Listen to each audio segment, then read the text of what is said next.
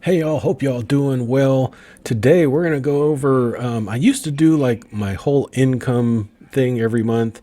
I'm kind of gonna do a iteration of that. I'm not gonna go into big detail, but I'm gonna kind of combine because I usually do a weekend or a month end options performance video, which should have been yesterday. I'm going to combine it and I'm going to do my dividend portfolio as well, just to show you, what I'm holding. Fair warning, I'm not a dividend. Oh, this is going to get me in trouble, but I'm not a dividend nut. Okay, I don't look at dividend growth. I don't look at CAGR or whatever you want to call it. I don't look at yield on cost, any of that stuff. I'm just going to share my portfolio. Okay. A lot of you are going to have probably opinions like, oh, you should do it like this or you should do it like this. Look, this is what works for me. I am semi retired. Okay. So dividends are not my focus. My focus is current income, which is on my options account. Why is that? Because I have no other income, right? Well, I shouldn't say that. I have YouTube, which is about $100 a month. Currently, we have interest income on cash and things like that. It works out about $250 a month. Amazon, if you shop at Amazon, please use my links down below. It really helps. A lot of you are, and I appreciate that. That gives like $25 or something like that. And then my wife's part-time job. So between all of that, right, we're able to pay our bills. The important thing for me is to limit risk, and I feel that I can limit risk more so concentrating on options, even though consensus says that options are risky and blah blah blah. Not to me. I think you can manage your risk a lot better that way. So I'm currently probably more than 50% cash and 50% invested. I don't know how much more I'm going to go into invested because just like the retire with less series, right, which is paper accounts, it's very nice having the cash cushion, and that's what we have. We have a large cash cushion, and we're able to generate enough income to pay our bills. If I were to go 100% invested in the market, I probably couldn't sleep well at night. And as it is, I sleep very well every night, right? March was a little iffy because, we had the bank failures. And then with Tyrone Powell going to talk about interest rates, I kind of got out of the way. And that's where I'm saying I limit risk. I didn't sell any of my long stock, but I kind of got away from the options just to see where the market would go. So that's if I were 100% invested and that were to happen in March, I probably would have been a nervous wreck and not been able to sleep and don't know what's going to happen. Now, I made the wrong decision, right? Because we all know what happened after he announced pretty much the market has gone up. So I was wrong, but that's fine, right? If I wasn't wrong, then I would have been in trouble. So there you go. We're going to get into it. I'm going to start off with the options income, and then we're going to get into the dividends. So thank you for joining. Appreciate you. And yeah, let's get going.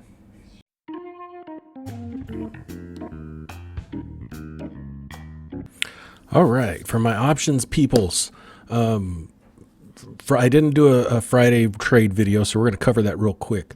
On Friday, I closed 3 trades. One was assigned to me. That was the MPW, right? So that closed with a profit of 34.30. I closed out XLU, which is the utility ETF, for 27 cents. Profited $75 there. Let me close this because that confuses me. I always forget that. I also closed out XLF for 12 cents, profited $52 there. So all in all, for Friday, I cleared, let's go to some, $160. So not too shabby. Let's go to, real quick, premium cooking, and we'll look at the performance for basically the 4 weeks of March. I know there was 5, but I always do 4-week blocks. Okay. So we'll see 4-week blocks, right? Profit realized, I should have summed these up. 993.05. It was a little bit more than that because there's a few days in March that was for the last one, but cash balance 64,221. So we went from 56 to 64. Sold out a lot of stuff. Like I sold out of Intel, and I sold out of TQQQ. So that pumped up the cash balance there. Net lick. This is the total options account value. Actually, I shouldn't say that. This is the total value of the options and dividend portfolio put together. Went from a 111.5 to 117.2, so that's nice. No deposits and no withdrawals for the month of March, but I will be withdrawing $489 to pay the bills, but that won't hit until next week, which would be April. So quick overview. You'll see we had a slowdown in March. The total realized income was $1,345.80, which is pretty low. But like I said, I got out of the way of March with the bank stuff and Tyrone Powell messing with rates. So, I don't, this is about what I would need to pay bills and be comfortable, which is about $1,350. Sometimes it's more, sometimes it's less. Like it's going to be less this time because it's $489. But on average, what are we doing? Let's look at average. Average, we're doing $2,227 a month in realized option income. Okay. Real quick. We'll see. I'm using, if I don't sell cash secured puts, I sell naked puts. I'm going to leave a video down below to explain what that means. But essentially what it means is I don't necessarily have to have the cash to sell put options. Okay. I could be 100% invested and still sell the options. But I don't do that. But I can exceed, this is the notional. So if every put option I sold were assigned to me, I would need 43,850. I can sell, double, triple that, even though I don't have the cash, right? You can say how much do I have in cash? 64,000. I can, sell a lot more than I am. But like I said, I'm managing risk. I think that's it. We did the quick overview. We did the premium cooking. Right now I only have $1,068. I need to sell some more options. I need to fill out these weeks because I only have $1,068. I would really like to have at least 2,000 to 2,500. And, that just assumes if you have 2,500 on and you assume that you're going to take 50% of it, right, you get $1,250. So sometimes you'll, profit 70, 80% on some of these options. It just depends, right? So that's where I want to be. So let's take a look real quick at the core dividend portfolio and see how that's coming along.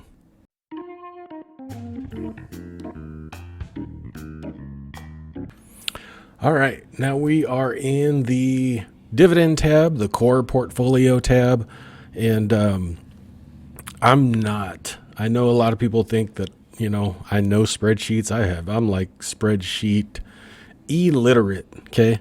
I don't know how to do this in a good way. This is going to be just how I'm doing it. I'm not a good spreadsheet guy. So, what this is this is all the tickers that I own, right? There's one that's missing. It's Dutch Bros, but I don't put it in here because it's not a dividend stock. Okay. And it's not something that I would keep. Now you're going to say, well, QQQM is in there. Well, they do pay a dividend, and it's something that I'm going to keep probably forever. Right here, this tab, number of shares. This is where it started on March 1st. Okay. This tab is what I bought. This tab is what was dripped from the dividends. And this is the ending shares. So then we got, dividend per share, share price, market value of the shares that I own right now, the dividend yield, which is not yield on cost, the dividend amount, and the annualized dividend. And then down here is monthly average. So right now, starting March 1st, our annual dividend income was, roughly $5,500 with about $450 a month on average. But what we'll do here is, what do we do here? We will take our market value. I probably should do it from here. We'll just take our market value, change that real quick to the month ending, which is H2, enter. And you'll see we had 50,586, and now we'll have 54,616. Okay, is the market value of everything. Now what we'll do is the same thing here. We'll change that to the H2, which will add up the entire change on the dividend side. So we'll just scroll that, refresh all that, and boom. Now we have, we basically bought and dripped about $500 extra per year and about $50 per month in income for the month of March. So we are now averaging $504 and a month, and then $6,000 a year. We'll go through the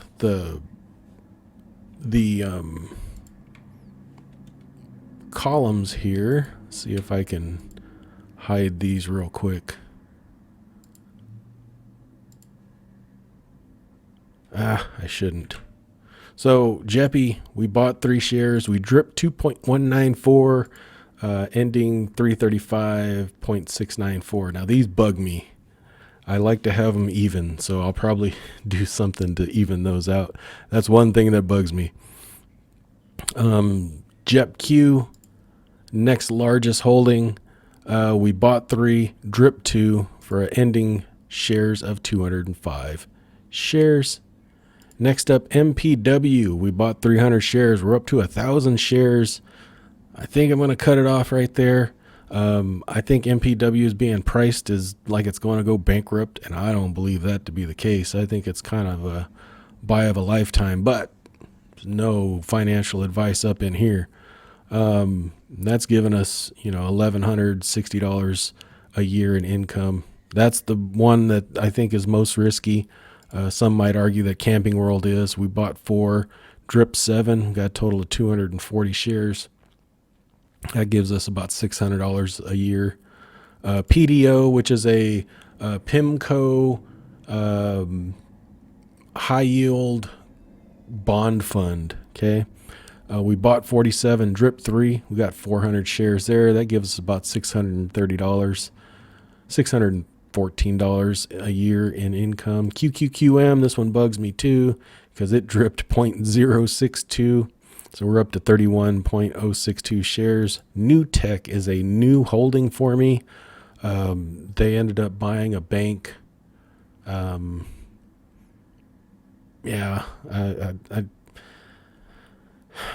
They used to be a high yielding business development company.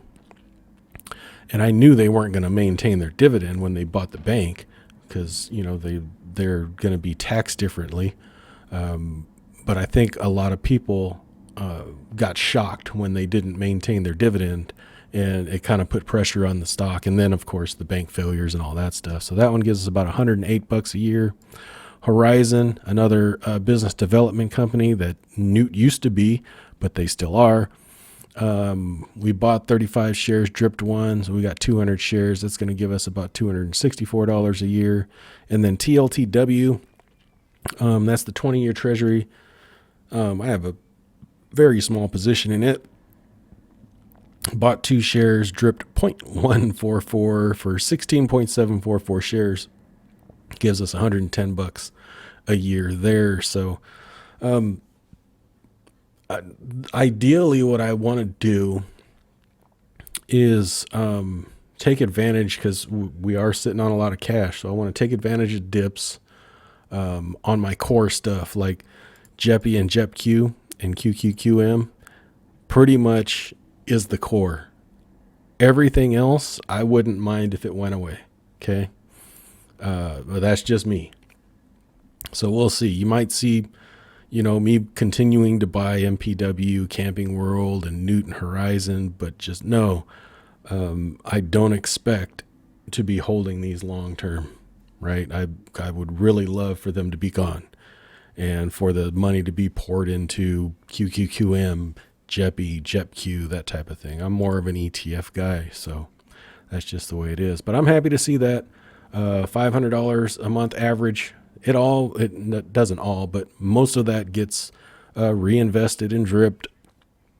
But if I needed to, I can turn off the drip and collect that money on average every month and help pay the bills. So overall, I'm happy where we're at. $54,000 in stock, and $64,000 in cash. And I do have emergency cash savings too as well. So there it is. Hope you guys enjoyed. Like I said before, if you want to support the channel, I would appreciate it. Use that Amazon link. That would be nice. It's down in the description. Check out some of the other videos I'll link there. Like I'll link the Tilt W video, and then I'll link the options video that shows how I sell naked puts. Okay. Yeah, I think that's it. Hope you guys enjoy your weekend. Here's to a good April, and we'll talk to you later. Thanks. Bye-bye. I am not a financial advisor.